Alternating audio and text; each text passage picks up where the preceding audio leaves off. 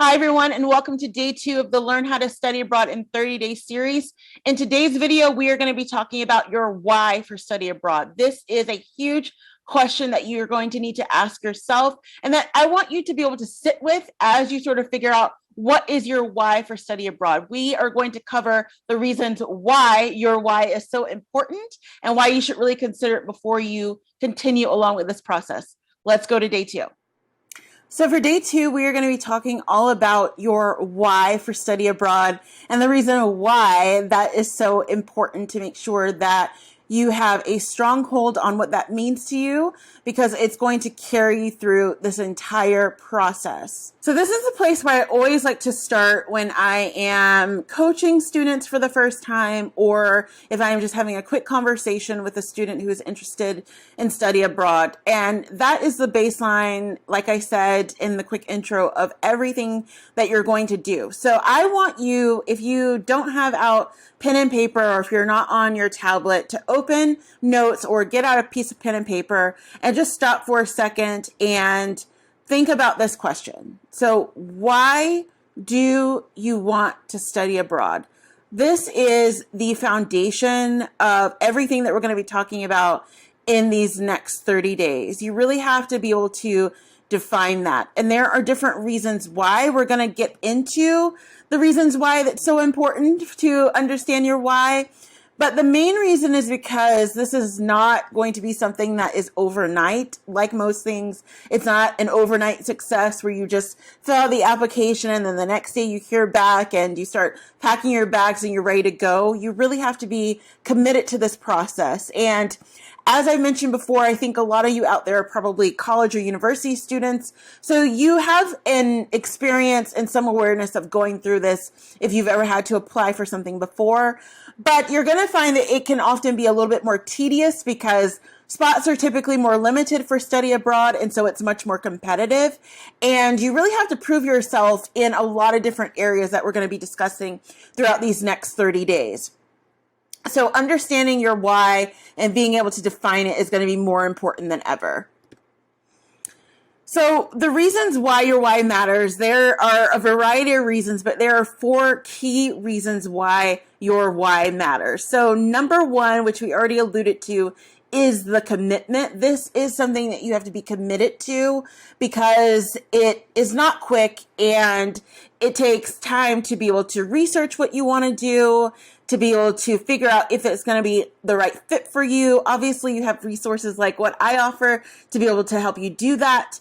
But it takes time and commitment to do that. And it also takes a bit of self-starterness. So if you are already here on this video and you've been researching study abroad, you know that even though you may have the tools around you at school and people have been talking about it, that it takes some initiative to be able to get out there and start figuring out what is going to work best for you. So there's the commitment piece. Now, in terms of that commitment, there is a multi-step application process, and we're going to be walking through a lot of what that typically looks like for students as they go through trying to find study abroad program and then actually applying. So with the application, there's an application, there's often an essay, you often have to get transcripts done, you may or may not have to get your visa in place even before you submit your application. Really just depends, but it is multi-step. And so you have to, again, be committed to the process of walking through this fully all the way, and that just understand it's not going to happen overnight. Number 3, it is expensive. So I always like to joke, particularly with my fellow American students, that with study abroad, for us, it may seem like a bargain because considering how expensive our schools are, both at the high school level, if you're in a private school, or at the college or university level, whether you're in a public school or a private school at that level, that considering how expensive everything is here, paying, let's say $16,000 to go somewhere for a semester, that may seem like a bargain to us. But for students in the reverse that are going to, let's say, from Germany to coming here to the US or to another country where education is free in a lot of countries or very affordable for people, very, low cost, that can seem very overwhelming. And so you have to experience the fact of it being very expensive and just committing to the fact that this is something that is going to be an expense and be a cost. And on that point, you want to make sure that you are very clear about your why of why you're doing this, because you don't want to be just wasting money and be wasting resources.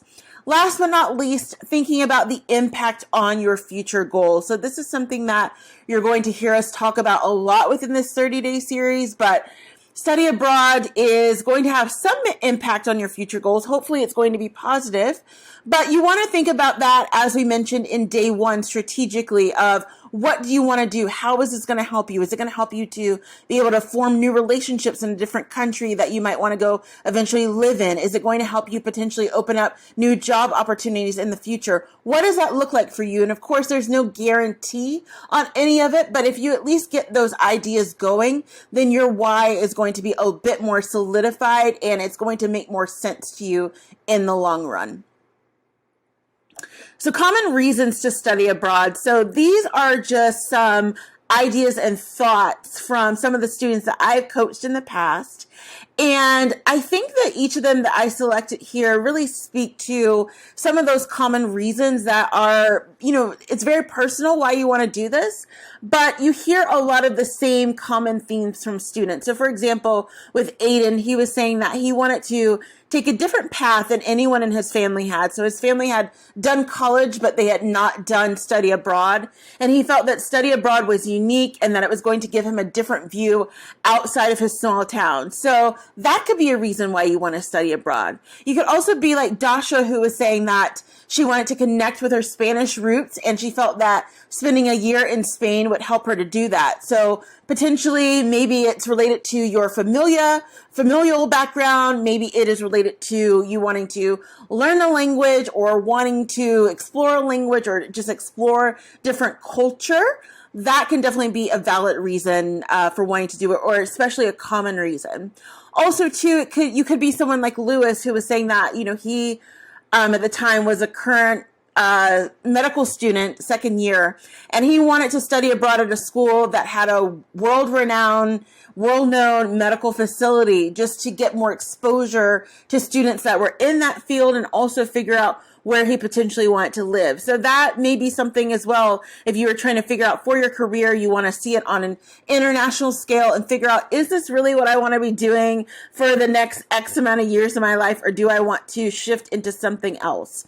Other common reasons, as I have listed here, the opportunity to learn in a different country. Some students just want that ability to be able to learn from people in a different country and actually see things up close. Learn a new language, as we talked about. Increase global contacts and increase your global network. Always important as we move forward in this more global world that we have here, where everything seems so big, but in a lot of ways, people are really connected. Explore career opportunities abroad is another common one that I hear all the time. Gain competitive advantage. That is very important. You have to think about the fact that, for myself, I'm a millennial, so for me, when I was sort of coming out of school, it was a little bit different, but for a lot of my late millennials out there who may be watching me, or for Gen Zers, it's a totally different world for you, because you're not just competing with each other, you're also competing with technology and the robots and everything that could potentially replace you. So every step that you take has to be calculated in that way of thinking about how you can have as much competitive edge as possible. So keep that in mind. Also, experiencing a new culture is going to be an important part of that, and meeting more people, meeting more friends your age, potentially at an international scale, or even if you're going with people from your home country, just the chance to actually meet new people. These are all common reasons why people want to study abroad and do study abroad. Some of the common reasons to not study abroad, definitely wanted to highlight these. So I want a vacation from school. As we've already talked about in day one, study abroad is not a vacation. So when students come to me and that's going to be their reasoning, I always like to mention to them that they may want to consider taking a gap year, or they may just want to spend some time saving up money to travel, because vacations are great, but you're not going to get a vacation if you study abroad. I can tell you that now. So you just want to keep that in mind. I want to travel and see the world. Same thing, a little bit similar. Potentially, maybe a gap year is going to be great for you. That gives you time off from school to be able to step away from that and then be able to experience different cultures, but you're doing it on your own terms, and it's not going to be in a place where you actually have to study and actually still learn, because study abroad is not a vacation, and it's not just going to be where you're traveling all the time. I don't want to study abroad, but all my friends are going, so I will go too. This one really bothers me because I don't want anyone to just kind of follow in the footsteps of other people if they don't want to do it. You want to be very judicious about this because, again, it's a commitment, it's a multi-step process, it's expensive, and it could potentially impact your future goals. And so if that's not going to work out for you in any way, you don't just want to be doing it because other people are doing it. You want to think through it and make sure it's the right step for you at the particular time. Last but not least, your parents want you to go abroad. That is a conversation we're going to have a little bit later down the road where we're actually talking about how parents may not want you to study abroad. But if it's something that your parents really want you to do, but you may not be passionate about it, similar to college or university, you're going to have to find a balance there of either actually doing it or being assertive enough to stand up for yourself and say, this is not something that I want to do at this time. Maybe down the road I want to do it, but it's not in my plans right now. So just certain things to think about between the common reasons why people do and some of the common reasons why they don't, and the pros and cons of those as we move forward in this series. So I hope that this video has given you some insights into why your why for wanting to study abroad is so important. And I hope that you have a clear answer to that question. If you have not had a chance to view video number 1, I'm going to link that in a card above.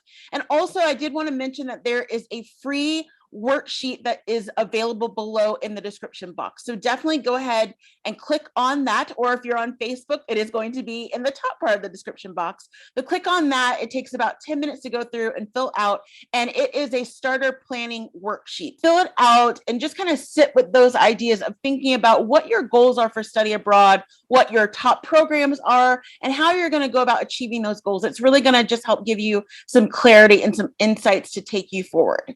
So with that being said, I am so excited that you have gotten through day 2, and I can't wait to see you tomorrow for day 3.